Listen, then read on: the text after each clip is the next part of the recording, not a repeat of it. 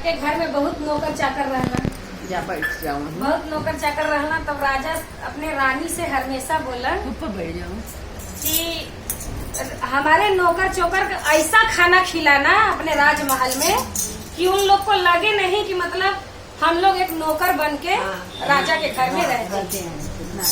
उनको 36 प्रकार का खाना बना के खिलाना। तो राजा जैसे बोले वैसे रानी करती थी। तो उनके घर में जितना नौकर चाकर काम करते थे, बैठ जाओ आप। हाँ बैठ जाती है, ये खड़ी है ना, बीच में आ जाएंगी। तो मतलब सब लोग को अच्छा अच्छा बना के रोज रोज पकवान बनाती थी, खिलाती थी कि हमारे नौकर कभी किसी से बोले मत कि राजा के घर में हमको ये कमी होता है, मिलता है। तो और रोज पूछते भी थे, तोरे मंदिर से चालू है, रोज नौकर लोग से पूछते भी थे सबको बुला के टीका लगाए दे, खाली टीका कि तुम लोग को रानी अच्छे से खिलाई टीका ना। लगाए दे। तो सब लोग बोलते थे कि हाँ राजा साहब हम रानी बहुत अच्छे से हम लोग का हाँ कहता है। खाना पिलाना खातिर रानी थी। मगर एक महागरीब था, उसको रहने का भी ठिकाना नहीं था। वो रोज राजा को शिकायत करता था, खाता था 56 भोग, मगर बोलता था कि हमको कुछ अच्छा नहीं लगा। तो राजा रोज सोचे कि सब बोलते हैं कि हम लोग अच्छा अच्छा खाए, मगर ये बोलता है कि हम अच्छा नहीं खाए, रानी क्या खिलाती है इसको। एक हाँ एक ही बोलता था उसने कि तू नहीं नौकर ही था। वो नौकर ऐसा था कि सब नौकर से भी महागरीब था, उसको कुछ था नहीं।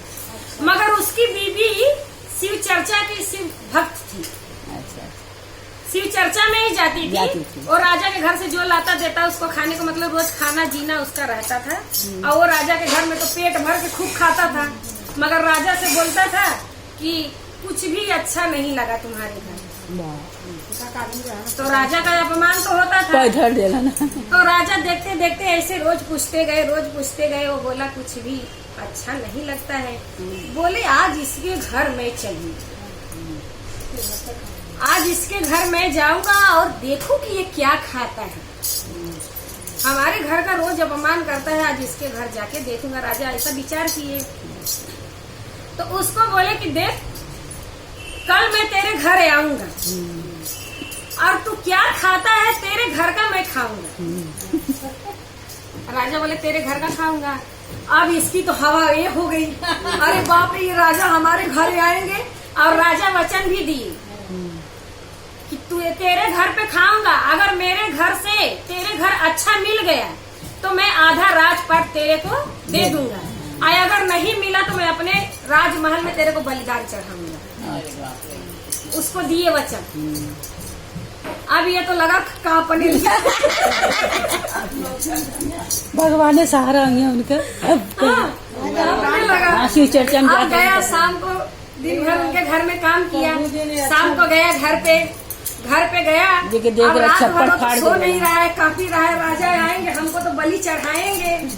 बोले तो है हमारे घर में तो कुछ भी नहीं है। ऐसा करके सुबह उठा और बोलता है अपने औरत से कि अरे मैं जा रहा हूँ बाथरूम, मगर उससे कुछ नहीं बताया अपनी बीवी से कि राजा आएंगे चाहे कुछ नहीं बताया, चला गया। अब घर से तो निकल गया, राजा आए खाना खाने 9-10 बजे के टाइम। अब ये डर के मारे तो आ नहीं रहा है, भाग गया। अब राजा आए, सब गाड़ी घोड़े पे सवार होकर अच्छे से आए। उसके दरवाजे पे वो देखता है कि एक जंगल में इतना बड़ा झोपड़ी है, उसी में रहती थी उसकी औरत। सब जगह से खेत भी तो लगा था, बीच में वो रहती थी। तो आए तो बोले कि अरे तुम्हारे पति किधर गए। तुम्हारे पति बोलती है अरे मेरे पति बाथरूम गए, अभी तक आए नहीं, क्या मालूम कहाँ चले गए। और घर से मतलब सैनिक लोग उनके पूछे तुम्हारे पति कहाँ है। तब वो बोले कि राजा आए हैं। अब वो तो राजा सुन के निकल नहीं रही बाहर कि अरे राजा हमारी झोपड़ी में क्या करने आ गए। तब सैनिक बोले कि जाओ उसको बुलाओ। राजा से बोले कि देखो उनके पति नहीं है, क्या पता कहाँ गए हैं सुबह से। तो फिर बोले कि जाओ बोल दो कि उन राजा आए हैं उनके घर पे खाने के लिए। उनको कल निमंत्रण दिए थे कि तुम्हारे घर आऊंगा खाने के लिए, तो खाने आए हैं। अब इतना वो सुनी बेचारी, क्या खिलाए, घर में तो कुछ है नहीं। अब वो भी परेशान हो गई, बोली कि ये भी मेरा पति भी नहीं, क्या खिलाऊं राजा को। लगी शिव गुरु को मनाने। हाँ, और शिव गुरु को नहीं मनाने गई। अब गई, किसी से थोड़ा बेसन मांग के लाई, किसी से तेल मांग के लाई, किसी से कुछ मांग के थोड़ा बहुत लेके आई फटाफट। और जितना करमू का साग लगा था, करम का साग लगा था, गई फटाफट करम का साग फोट के लाई और उसी का भजिया बनाई। भजिया बना के थाली भर के राजा के आगे लगा दी।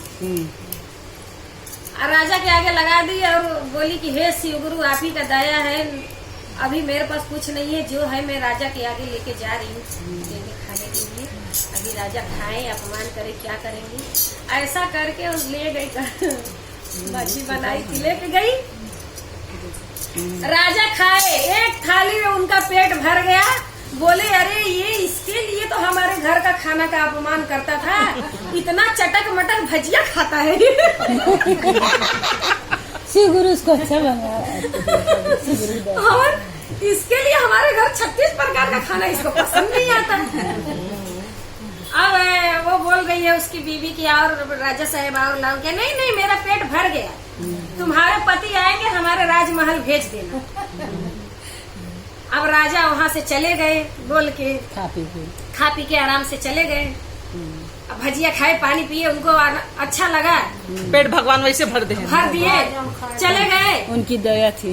और उसके बाद जब घर पे गए तो बोले, इनको बोल के बोले कि भेज देना, तुम्हारे पति आएंगे। तो अब एक घर पे आया तो बोले कि अरे राजा आए थे और तुमको बुलाए हैं, मगर वो ये नहीं बताएगी मैं भजिया विजिया बना के खिलाई। तो वो तो बोला कि हमारे घर में कुछ था ही नहीं, तो हमारी बीबी खिलाएगी क्या। आज तो राजा हमको बलिदान चढ़ाई दे। अब ये डर के मारे राजा के घर पे नहीं जा रहा है, नहीं जा रहे। बाद में राजा पूरे सैनिक लोग को भेजे अपने घर से, गाड़ी घोड़ा के साथ सब भेजे कि जाओ उसको लेकर आओ। वो क्यों नहीं आ रहा है।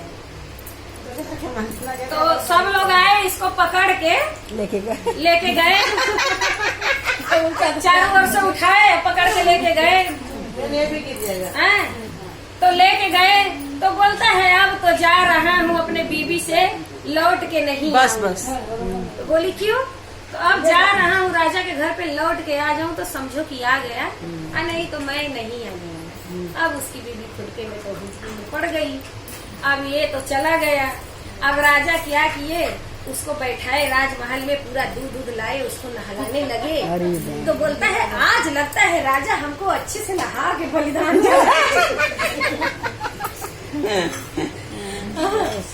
और नहलाने लगे अच्छे से। तो उसको तो राजा बनाना था अभी, तो वो सोच रहा है कि हमको अच्छे से नहला धला के बलिदान चढ़ाएंगे। फिर जाके नहला के अच्छे से सूट बूट उसको पहनाए, अपने आधा घर, अपने राजमहल का आधा राजपाट उसके गाड़ी घोड़े पे लदवा दिए, मार हाथी घोड़ा भरी और उसको लेके तब बोल रहा है कि अरे ये राजा हमको बलिदान नहीं चढ़ा रहे, ये क्यों दे रहे हैं। जब जाने लगा तो बोला ऐसा क्या हमारे घर पे खा लिए राजा, इतना सब कुछ दे रहे हैं।